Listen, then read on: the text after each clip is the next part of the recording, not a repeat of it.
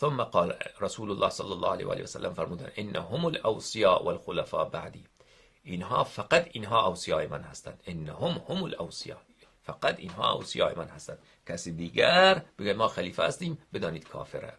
کسی دیگر بیاد بگه ما ولی امر هستیم، ما مقام ولایت داریم، خدا لعنت کنه اونها را، خدا لعنت کنه، چی از شیعه باشه چی از کسی دیگر باشد. کسی بیاد ادعای ولایت بکنه که من بر مردم ولایت دارم، یک ملعون فاسد، یک فاسق کافر، یک نجس، چهره اون چهره معاویه هست. در عصر ما در تهران اونجا نشسته چی میگوید؟ ادعا میکند که من ولی امر هستم. لعنت الله علیک، لعنت الله علی ابویک، لعنت خدا بر تو و لعنت خدا بر اون کسی که تو را تصدیق کرده و لعنت خدا بر اون عده معممینی که آمدن با تو بیعت کردن و تو را آوردن خلیفه ساختن و لعنت خدا بر اون کسی که قبل از تو اون ملعون دیگرت ادعای ولایت کرد و لعنت خدا بر اون مجتهدین و علمایی که آمدن او را ولایت فقیه ساختن، ولی فقیه ساختن.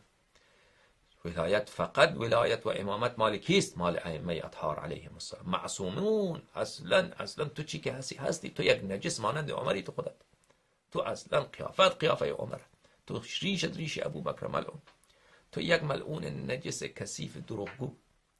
تو اصلا چی کاره که تو بر دیگران ولایت امامت؟